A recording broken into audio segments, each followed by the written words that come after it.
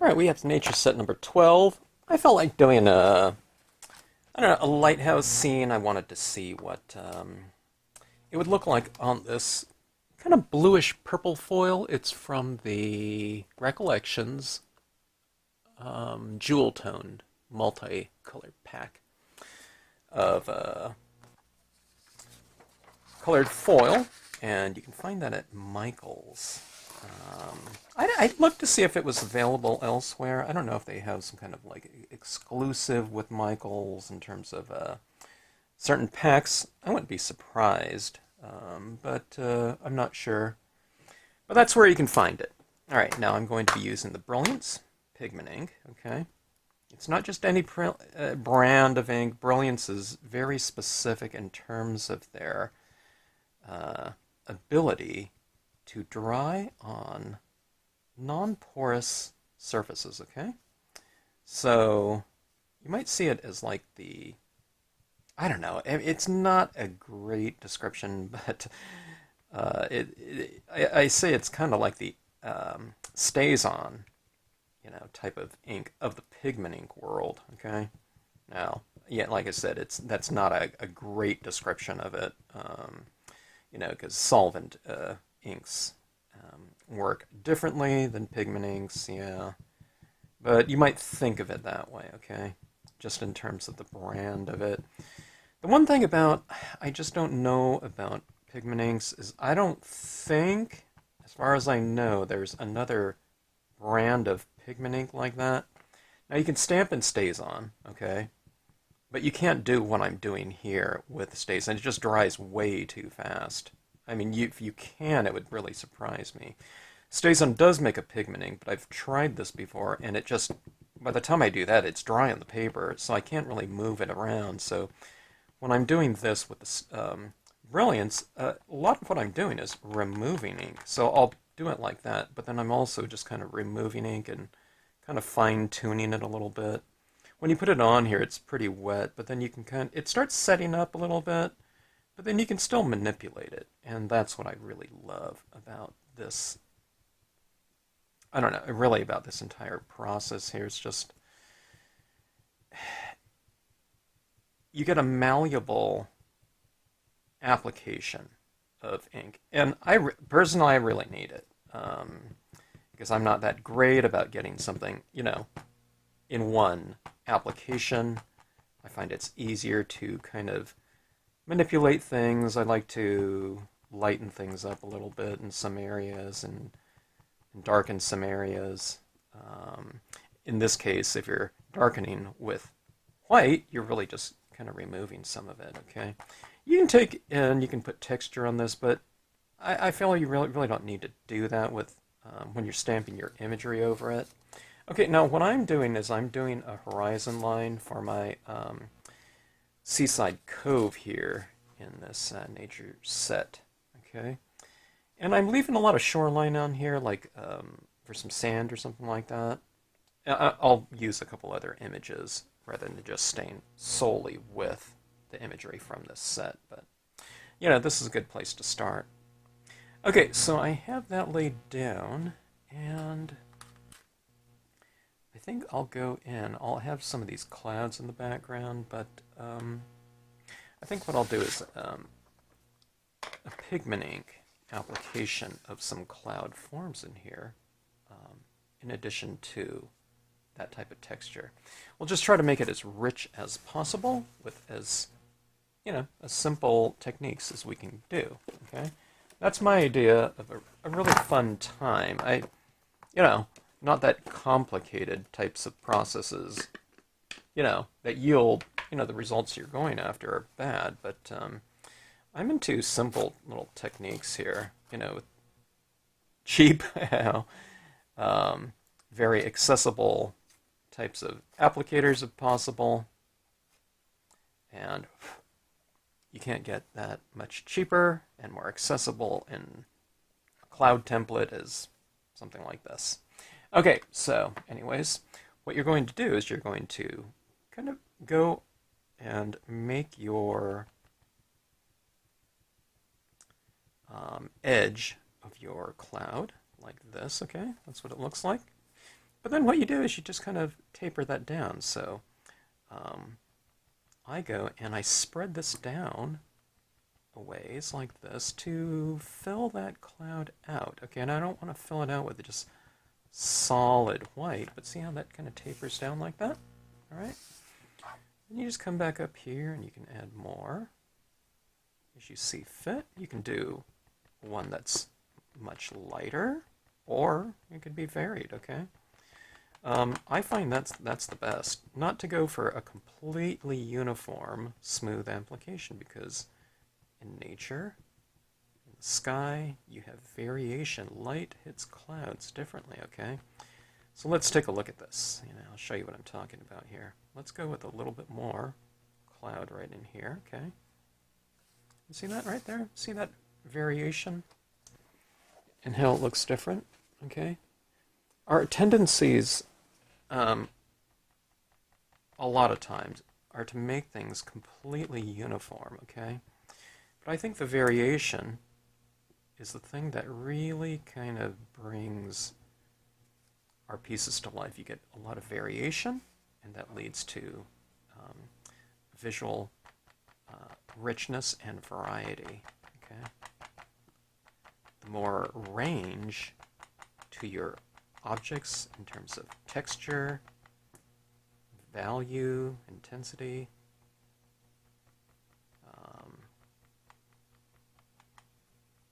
hue, could be hue.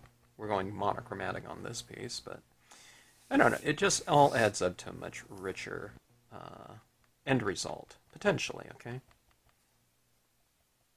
All right, adding some up here in the clouds.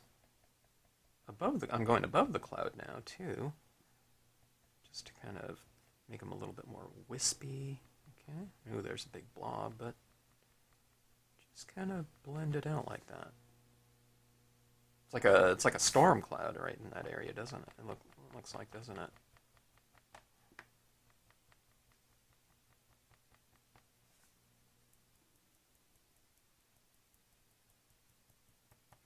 So we're going above and below. All right.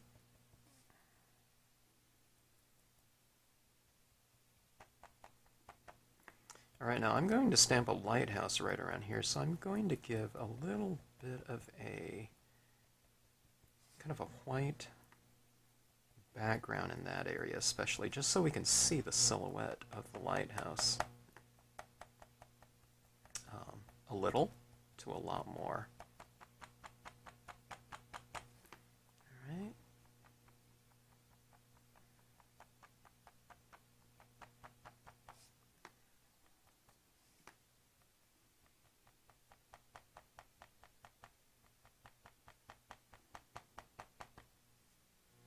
Alright, kind of getting my clouds spread out a little bit. About like so. It almost looks like a landscape in itself, doesn't it?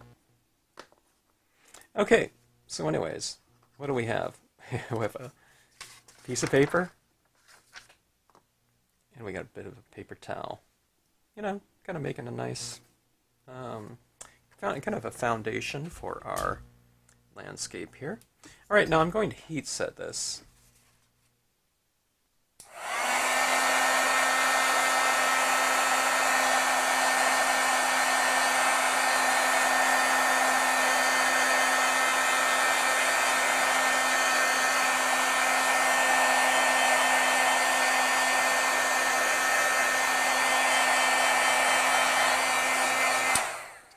Right now, heat setting this allows us to stamp additional tones over it, or additional imagery especially.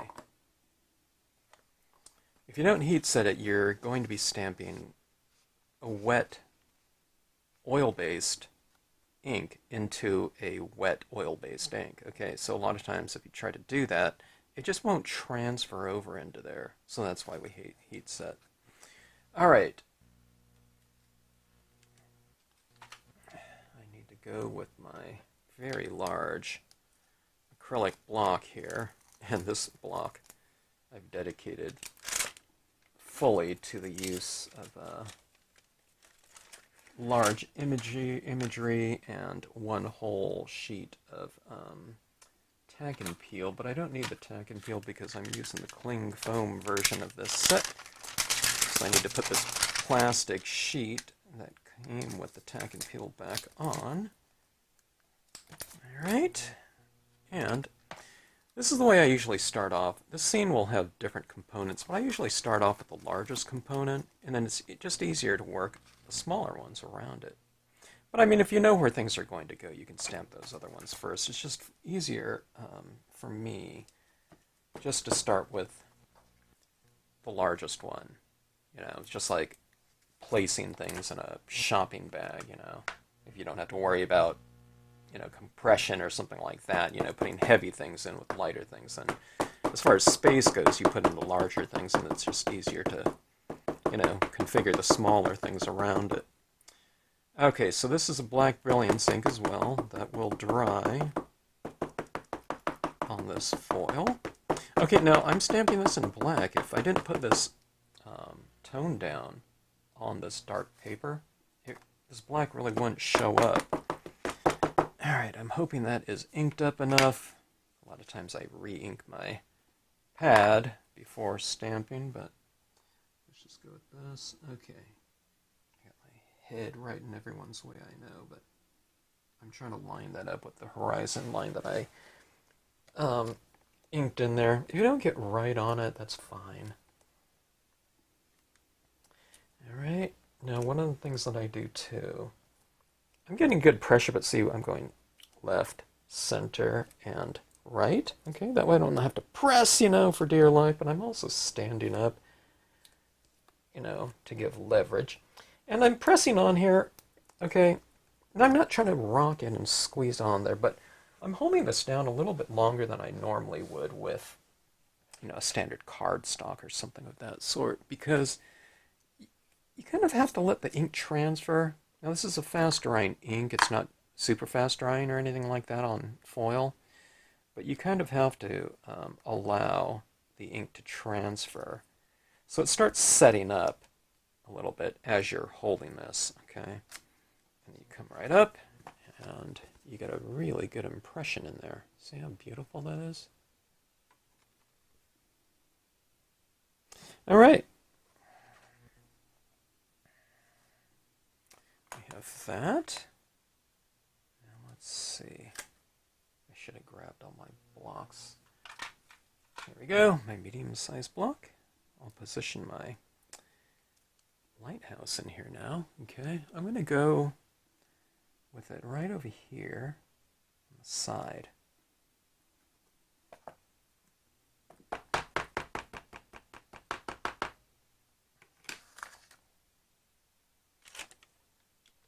I've got my tack and peel pieces all over the place. Okay, here we go.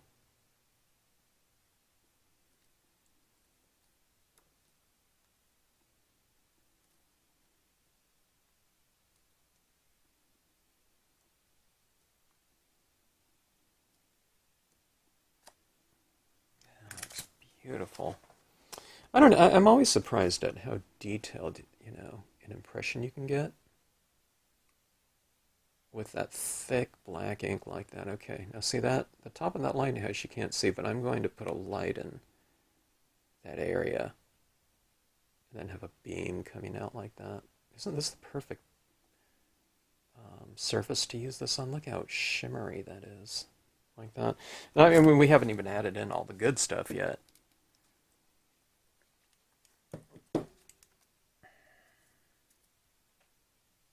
I wasn't planning on doing this scene tonight, but I took a look at that foil, and I was kind of flipping through my nature sets, and I thought, oh, that dark blue foil would be perfect for this nature set. I don't know, I think the dark purplish blue would look good with any of the sets, but I don't know, especially the seaside one with a, you know, beacon of light coming out of it. Imagine. Okay, these are some crashing waves. I'm stamping this in the foreground here. I'm probably holding this down a little bit longer than I need to, but I don't know. I just want to be really careful. I guess I don't need to be that careful. Apparently, it's just stamping beautifully on here. Okay, but that doesn't mean, suddenly careful, and I stamp it out and lift it up, and like only half the ink transferred over to the surface, but it looks like it's going really well. Okay,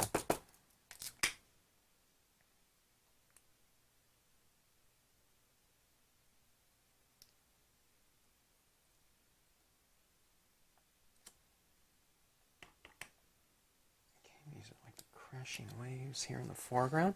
I went with a couple impressions of them, just to kind of carry that idea down there. See that? You have the crashing waves right over here. They're in the darkness, though. It is a night scene. I probably could have put a little bit more kind of white in this area, but I don't know. Just kind of winging it here, so if I were to practice my scenes before I do these videos, I would have known that, but oh well. Okay, so let's go with the sky, the cloud space stamp. And I'm just going to go for some additional texture in here. We won't be able to see it, though, okay? Unless I hold it up at an angle. I'm starting to use that strategically now.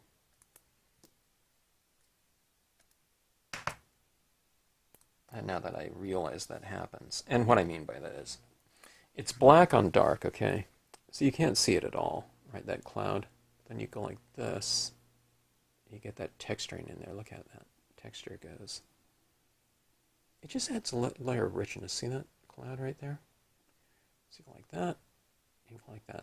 And now you might think, well, hey, what good is it if you can't see it at all? Well, when people get this type of thing from you, and they realize, oh my gosh, it's really reflective, they tend to go like this with it, Oh, wow. It's like a kid holding it up, or, taking a glow-in-the-dark ink, or something into the closet, because they want to see the effects. So, people will kind of inspect these types of pieces with this type of technique when you give them a card like this further, you know what I mean? I mean, everyone who holds cards out, hopefully they appreciate the things that you're doing. But, they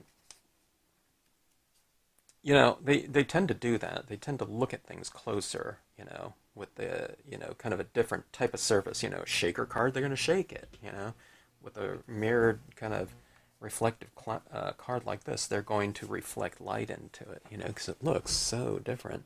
Okay, let's heat set this.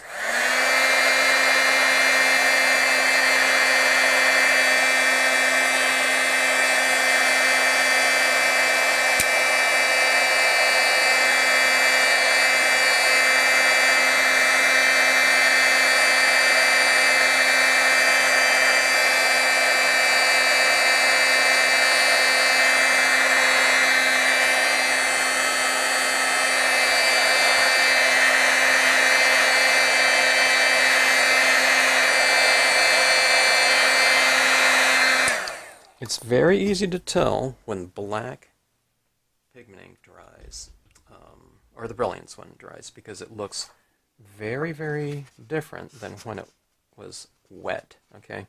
It looks a lot lighter in tone than the wet version. It looks very thick, too, when you stamp it out, but when it dries, it's much, much thinner, okay? Okay, so there's a couple things that I can do right now. I'm thinking about adding in some additional tone. Let's go ahead and do that, and then we'll get around to things like additional imagery and whatnot. Well, first we'll start here. Okay, so I'm going to add a little bit more black. You won't be able to see too much of it or tell, I'm guessing, in this camera right here, but I'll show you it when I hold it up, okay? Now I'm framing the scene off a little bit more with a little bit of a vignette effect, okay?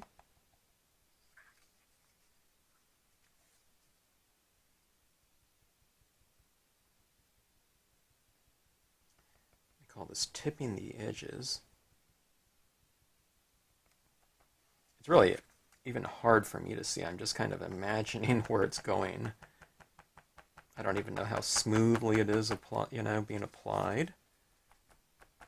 But it doesn't need to be that smooth because you can't see it. You'll see it at the angle. So, if someone holds it at an angle, including myself. But the thing is, it doesn't have to be very, super smoothly applied. It's just a very easy going technique in many ways. I just layer a lot of things onto it, and that makes it look better. But see, there's the black right there. Here it is in that corner. And you can see a little bit, not too much, a little bit right here. Okay, now I'm going to also tone in a little bit more of a horizon line now. I toned in a horizon line with white before. Now I'm going to kind of block this off, or not kind of, I am going to block this off right here. And I'm going to, see this image ended right here and right here, but over here I stamped the lighthouse, but over here I need to connect the side up with the horizon line. Okay, so I'm extending that horizon line out just by masking it off and matching it up with the seaside cove here. Okay. And come in here a little bit too. Ooh, that's really blotchy. I didn't do a good blending job right there, but that's okay.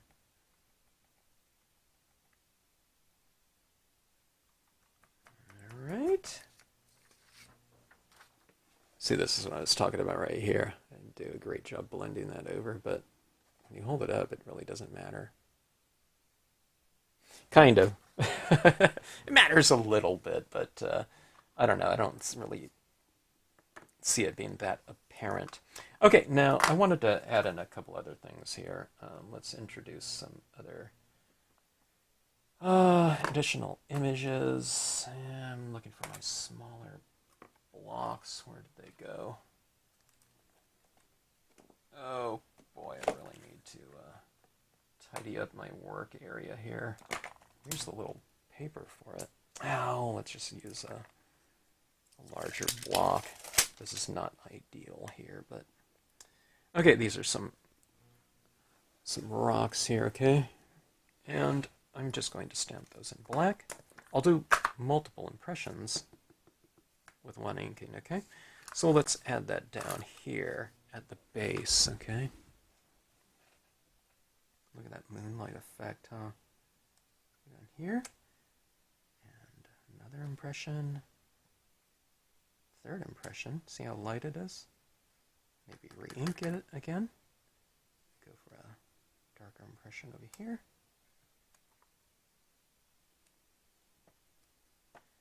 All right. So we have this textural form down there. Isn't it kind of more interesting in terms of the shoreline? And see, it's in multiple tones because some of it is, a wetter impression than the other. Okay, I think now we're ready for a little bit more of a dynamic feature. But first, with every kind of layer you add on, what you want to do is you want to heat set, okay?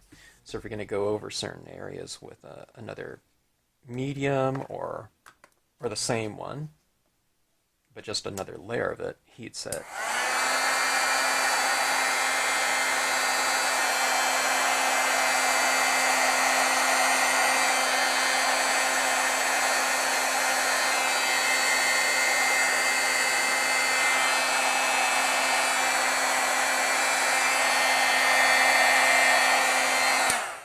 Okay.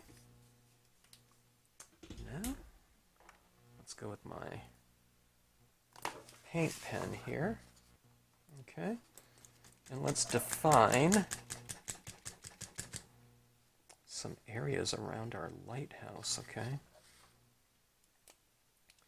In some ways, I'm going to have to really hold this up so I can, see what I'm doing in the light. when it comes to the light area, okay? So, illuminating the inside lamp. And there's also these two windows on the side of the lighthouse. I'm going to say somebody's home.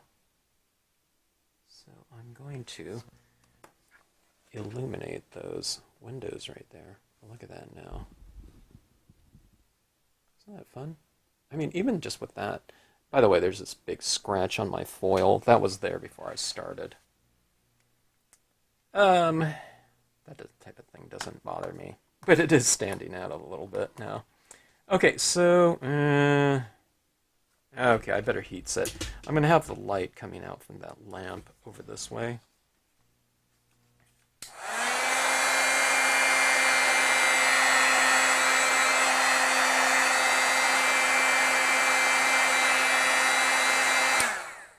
Okay, now that's acrylic paint. I don't know if it's dry yet. It's not like Brilliance ink. It's not designed to dry super fast. It's not a slow drying ink or by any means, but I just want to be a little bit careful when I'm applying ink around there. Okay, now this is going to be the easiest light beam you ever did in your life. I hope someone doesn't buy like a light beam template, okay? This is your template right here. Not only is it like that, but it's variable, and a template's going to be plastic, so it's going to be hard to get around right to the edge, okay? But everyone can do this, okay? How do you want your beam? Do you want it wider? Shallower? Whatever you want, okay? And I'm just going right to my light here, okay? You see that? My little light right there. Okay, oops. See that? That's in the lamp. All right. And here's what we're going to do. We're going to taper the ink from... let me make it a little bit narrower. I'm going to taper my ink from here to here. And what I mean by that is I want a stronger application of white, meaning right next to my light. And as it moves away from that, it's going to get a little bit lighter. Okay, now don't, you don't need to get nervous about that.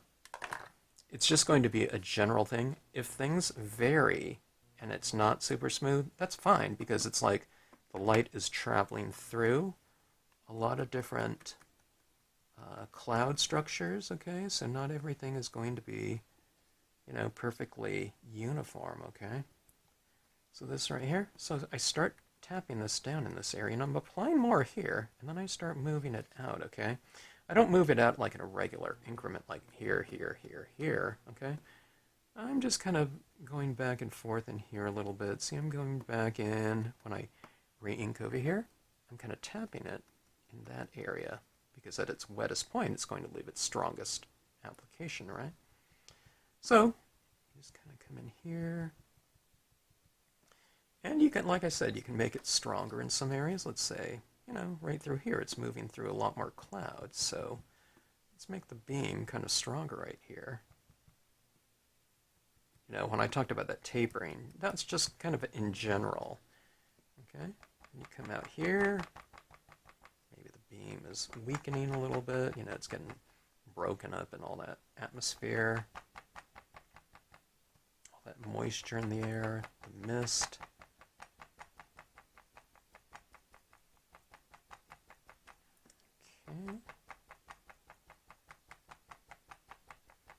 You can even have it taper to nothing out here.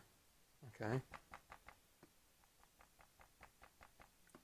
Okay, let's make it a little bit more uneven too in some areas. So I'm kind of putting a big blotch right here, but let's spread it out a little bit, okay?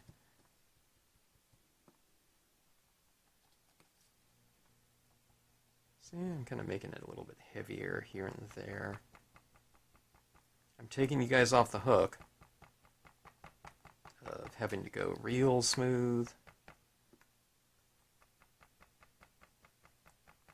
because, you can do that and it would look fine, but I just think it's more conducive for the overall kind of natural feel to have it a little bit blockier, okay? And it's a little bit too blocky. Yeah, take a look at it though. Here, let me go like this. The reason, okay, I'm filling in right here just because that I put it in there right at the edge of the cloud, so it looked kind of strange. Okay, so here we go. Well, it looks pretty good right here, where that beam's a little bit broken like that. See that? It's like the clouds are, you know, it's being broken up by the cloud in there, right? All right, now I'm looking at this now. Now that I know where the beam is, I'm going to kind of illuminate a little bit more of these clouds here and there. Okay. You can use your, your paper towel cloud template again, or just freehand it in here too.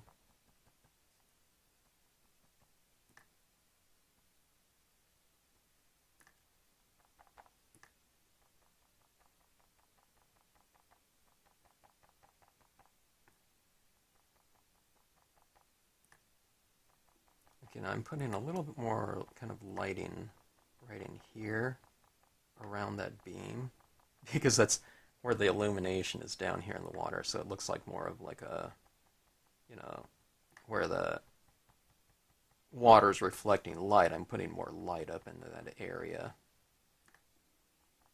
so that lighter area kind of makes sense as a reflection down there.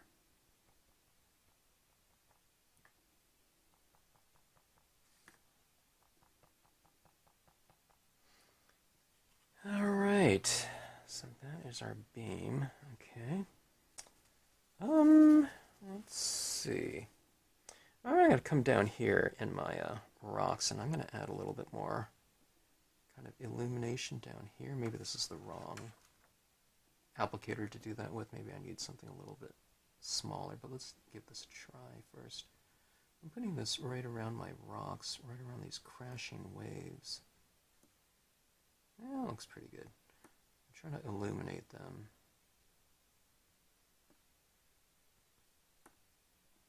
It also kind of puts that whole area in,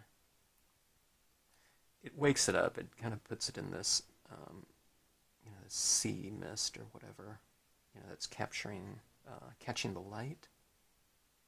I don't know what it's catching the light from, the lamp maybe. I mean, who knows? Maybe it's, maybe there's a moon higher up above or something that's just, out of sight.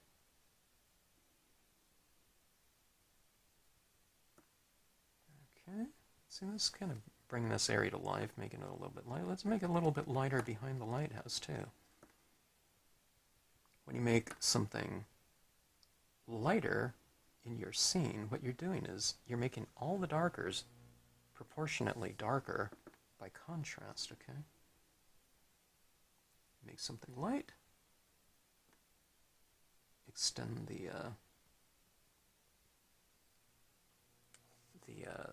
value range of your darks, okay?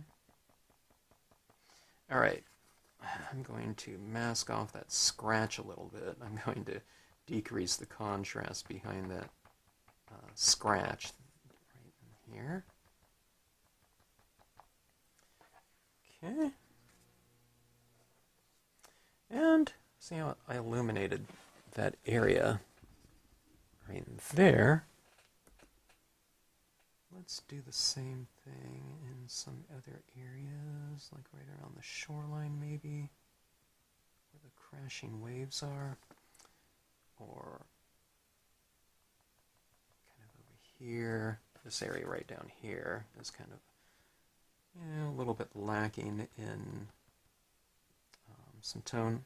I don't need to go real light with this area because it is so dark over here, so kind of just a little bit can go a long way. I mean, you can keep adding more and more if you like it, and if it keeps improving with each application.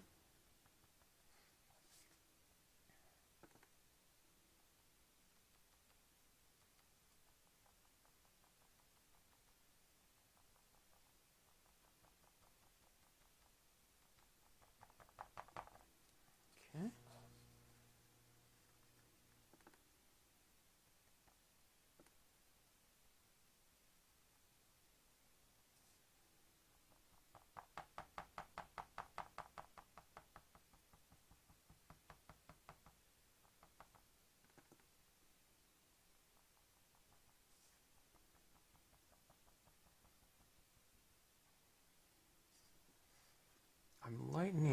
lighting up some of these areas down here, which will allow me to utilize some foreground imagery. There's a branch I'll use in here from the set.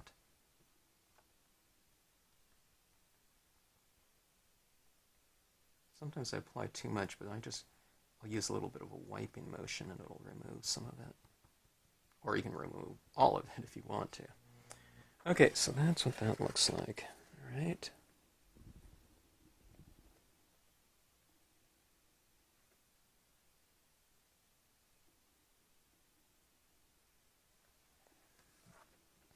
All right, now I need a little bit more of a slightly detailed instrument. Let's dip into our detailed instrument, our high-tech detailed instrument applicator. All right, kind of fray it a little bit. Ink up. Dab off, really important to kind of remove some of that. And then you can get into much more kind of specific areas. It's still not a great, detail work, but just in comparison to, a cotton ball.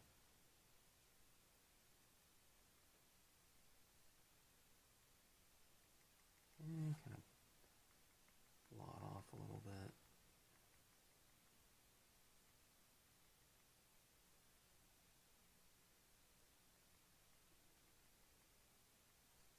Okay, so I'm kind of building up a little bit more texturing in my clouds.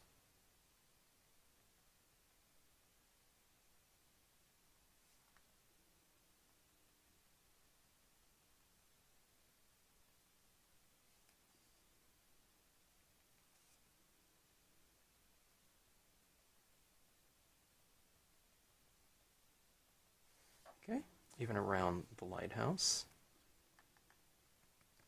Trying to make that area glow, the lamp a little bit more, a little bit around it, like so.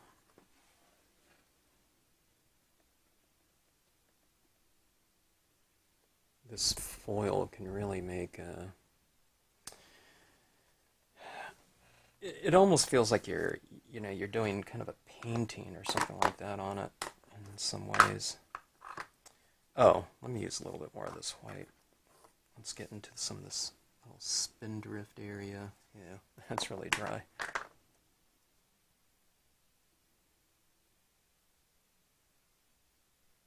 Now, all I'm doing is I'm just kind of reiterating what's on the design itself. There's this areas that are lighter and areas that are darker. I'm just following suit, okay? I'm just lighting the light areas of the design. Okay, and if I want to add in a little bit of shadow, I just shade the shadow areas of the design, and all of it has been drawn, painstakingly drawn into the design. I spent probably 3 or 4 months doing this one design. Not 40 hours a week or anything like that, but when you stamp the Seaside Cove, what you're doing is you're creating a drawing that took, that you're stamping a scene, a 12-month scene or something like that. If a design takes, 15 minutes to draw, then, if you stamp it out, then you just did a 15-minute drawing. But this one right here, you're doing a several-month-old design. Okay, see how I've kind of rendered that down there, right? All right. I like to smooth that out. Oops. I'll smooth that out a little bit. Okay. All right. Now, let's go in with some black in the shadows. Okay, now I need to be really careful about this one, so I'm really going to blot it off. See, I don't want those big blobs right there, but just underneath my waves here, I'm kind of adding some shadows underneath there. And they're already dark, okay? But, so you just reiterate it with a little bit of gray, okay?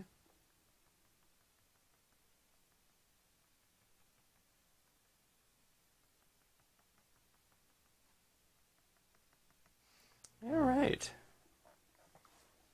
Down there, see that now? I just put a little bit of shadow underneath those waves like so. Okay, and I think that's dry enough. Let's go ahead and stamp our sailboat. I really need my... Oh, here we go, right here. This is the block that I was looking for. Ooh, it's all dusty. You just wash off your tack and peel, and it just dries just fine. And it gets very, very tacky again. Okay, but that's tacky enough right there. I'm going to put a sailboat right down here. We'll do some more heat setting on this, but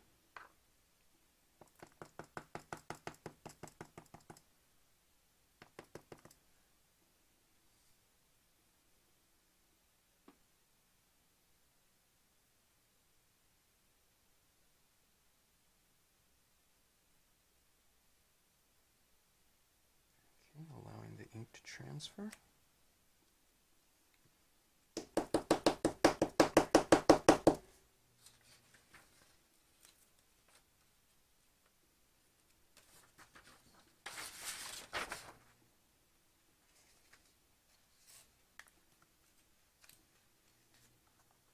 Okay.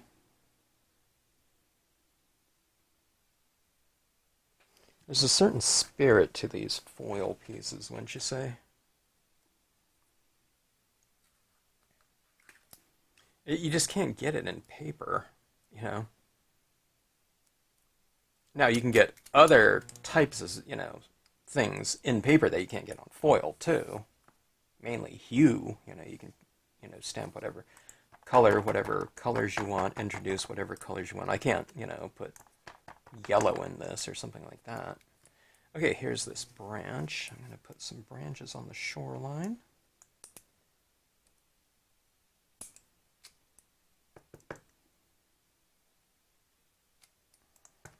I'm going to put one even out this way.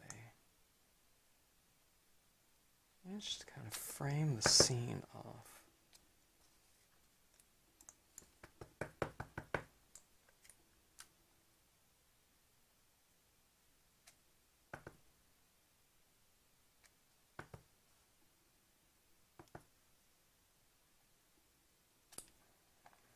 Okay.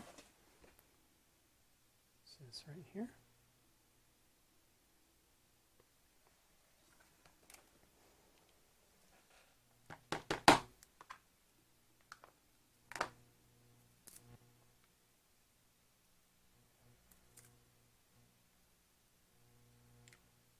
Got to clear some space here. Okay. Need to clean this set off after this, I think.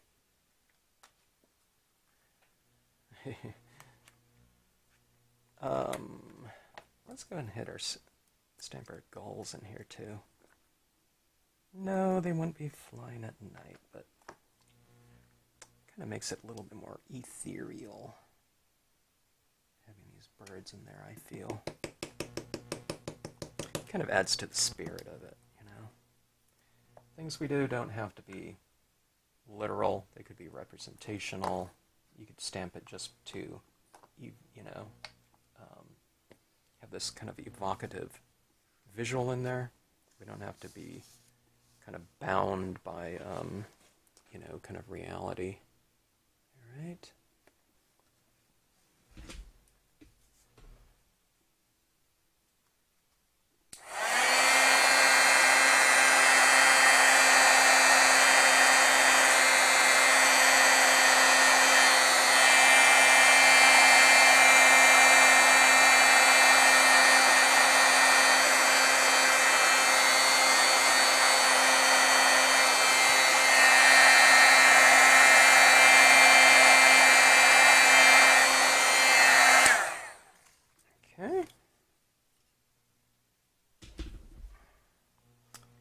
All right.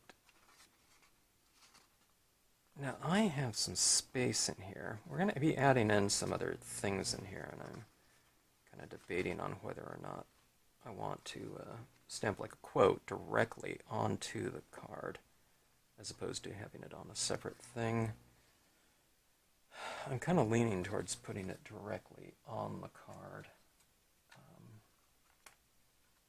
Deciding which one to do. Moonlight. There's plenty of space up here for a quote. Let me decide on what to do on that. Alright, I think I have a good quote for this scene. It'll put us kind of right on that sailboat, I believe. When you see what the quote is.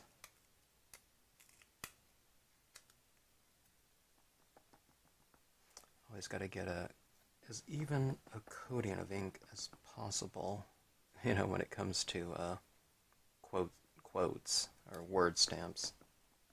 Especially if they're text, if it's like one bold word, not so much, but if it's kind of typography, you really got to get it reasonably evenly coated. Okay. I'm going to try to get this as straight as possible, but I might be a little bit crooked, angled, who knows. If it's super crooked or if I just blur it out completely, I'm just going to wipe it off and do it again. Okay, now that's one of the reasons why we kind of heat set things. What you don't have heat set will just wipe right off, and probably wouldn't interfere with the heat set impressions below it, but I don't know. Okay, that's it. Good enough. Whew. I never really know, when I do that. It's a little bit crooked, but not too bad. So, a good traveler has no fixed plans and is not intent on arriving. You can see where it's at a little bit of an angle, but, to me it's, I don't know. It's good enough for me. Okay. Let's start to bring things out on here a little bit more now, okay? Nothing too extreme here. Okay. I have my white paint pen again. I'm tempted to use some Dr. Martin's bleed-proof white and just splatter paint around on this, but I don't know. I think I want to go with a little bit more of a directed, intentional mark on here instead of a kind of a, slightly unpredictable splatter. Okay.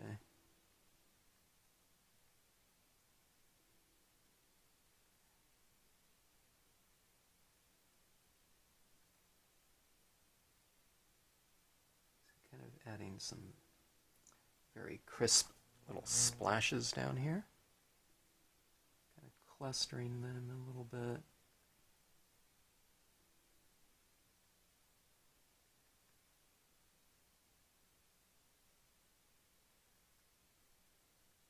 Okay, now it stands out a little bit too much, but what we do is we bring in some white pigment ink into those areas again and just kind of mellow it out a little bit. Okay, you can see some highlights on our water. See in this area right in here, there's this kind of a light corridor of light coming down this way, so I'll stick with that. So you kind of taper your dots, okay? Concentrate them a little bit more in the lighter area than, out here you spread the dots out a little bit more. Okay. Some more, and then less.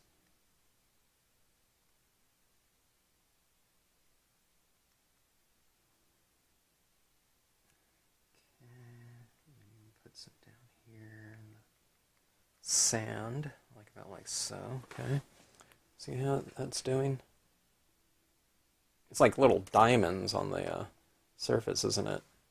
See how it tapers off? You have a higher concentration in the lighter area, and then as it moves away from it, you spread your dots out. It's like one dot right there, see that? But here, there's a little bit more of a cluster of them. Okay, now you can do the same thing here and there. Let's say some of these clouds are reflecting some of that light as well. Now, I just put a couple little dots on there that my ink wasn't flowing real well and it removed ink, but we're going to spray seal this off anyways, but you just kind of, just fill it back in. If it does, you do touch here and it removes some ink, then just, apply some more in there. It's no big deal.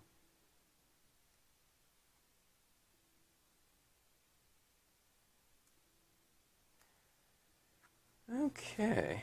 Now I'm going to do something different in here. I'd normally...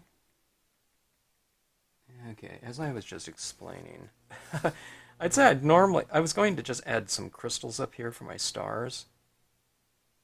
But I don't know, I think maybe we should put a few of these little dots in here as well. I think maybe the crystals would be a little bit too much without a few little stars like this.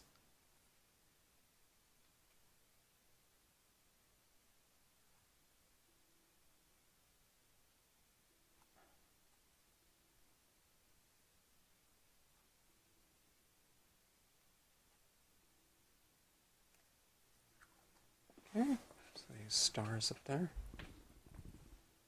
Yeah, I think that helped them a little bit. Okay. It'll help in the continuity between, the top and the bottom of the same, because you have a universal texture in common between those two spaces. Okay, now see, these little dots get a little bit too extreme for me sometimes. Although on here it doesn't look too bad, but I take some additional white pigment ink now, and I just kind of illuminate that area a little bit. See, these dots really stand out in some areas because they're so much lighter than the values behind it. So what I'm doing is I'm bringing up the back a little bit closer to that white. So I'm decreasing the contrast in that area. Okay. Now we don't have to do it everywhere where there's a dot. Okay. That would look a little bit too extreme. So I'll just do it in kind of the main areas where there's quite a bit of a cluster and where the dots are standing up a little bit too, standing out a little bit too abruptly.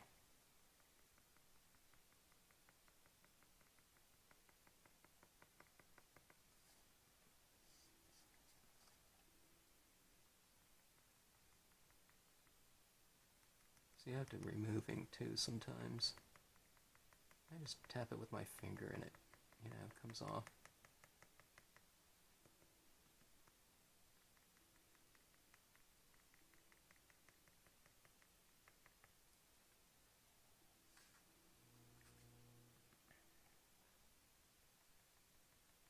To me, this has the feeling of like a children's book illustration or something like that. There's a certain kind of charm to it, I guess.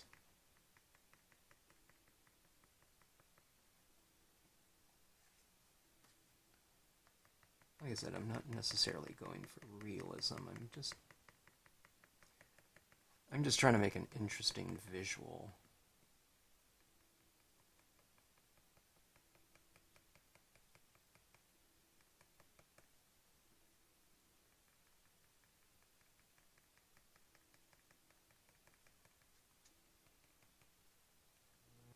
Okay, all right. Got this. Hopefully you can kind of look at this and you can hear hear the waves when you see the visual.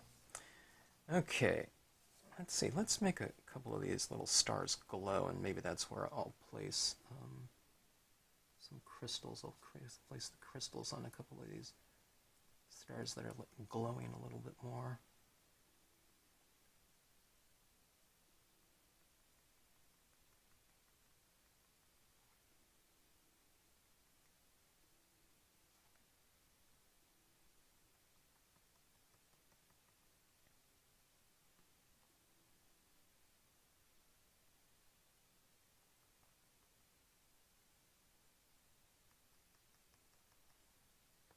Okay, there we go. Some of these stars are kind of glowing a little bit more. Right. You see it at arm's distance. See those little stars up there that are glowing? Do they make kind of a nice kind of contrast against those, otherwise very, sharp, pointed little stars.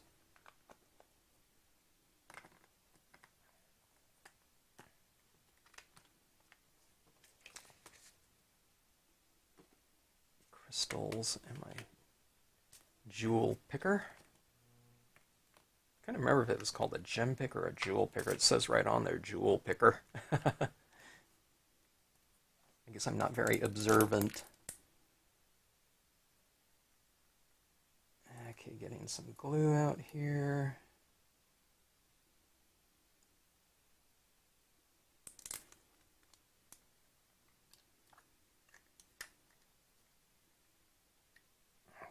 Okay, my glue applicator.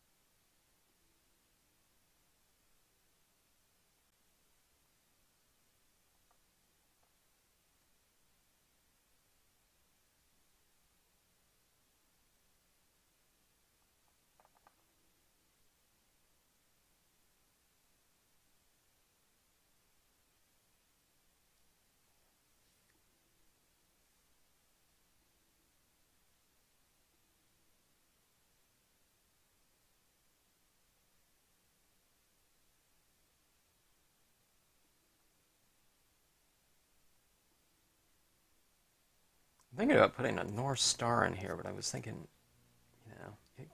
North Star might compete too much with all the other visuals in here. I don't know. Might not be an issue, but all right.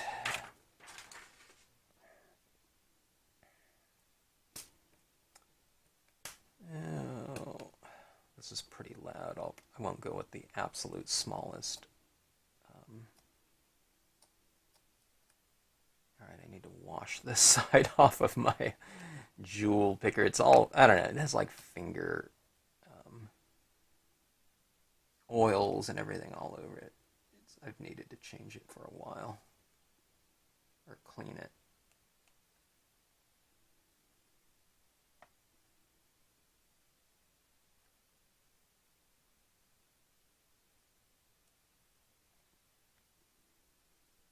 I think I have some blue gems. I'm not sure. That look kind of cool on here too.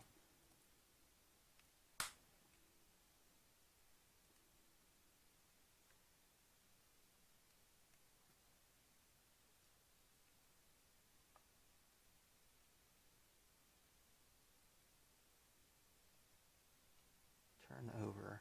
These are flat gems. The hardest thing, part of the project is flipping a tiny little gem over. And I think I have one more. One more? Two. Wait, yeah, one more. Oops. Picked up two gems. Or crystals. Okay. Let's take a look at the little crystals here. Let's see if you can see them. Yeah, you see them. It says flashing right there. There's one right there. Yeah. Yeah, let me get it focused here. Here we go. Yeah, those little crystals are fun. You can almost add a few more of them. You can put them down here too, kind of little flashing specular light down there. All right, now I think I'll let those crystals dry on there. I think I'm done for the night. Sometimes when I start mounting this up and I'm pressing this down, it's like, oh, one of the gems kind of moved over. So I'm going to let that dry. And I'll take a look at it too. Maybe I'll, have a little bit more cloudy mist in here or something like that too. I'll look at it with some fresh eyes in the morning. All right, but I like the way it looks. I like the whole kind of the way foil kind of works on here. And see, there's those gems up there, which are really fun. My cloud up there, you can't see it too much, but I don't know, can you see that texturing behind there? So it's kind of revealing itself. See it down here? All across that top. It's kind of a sub-layer. Kind of a hidden layer back there, but it makes it a little bit more interesting from a textural standpoint. Look what that looks like that. All right, so I can't wait to get this matted up and formatted into a card. I think that'll bring everything out even better at that point in time. Okay.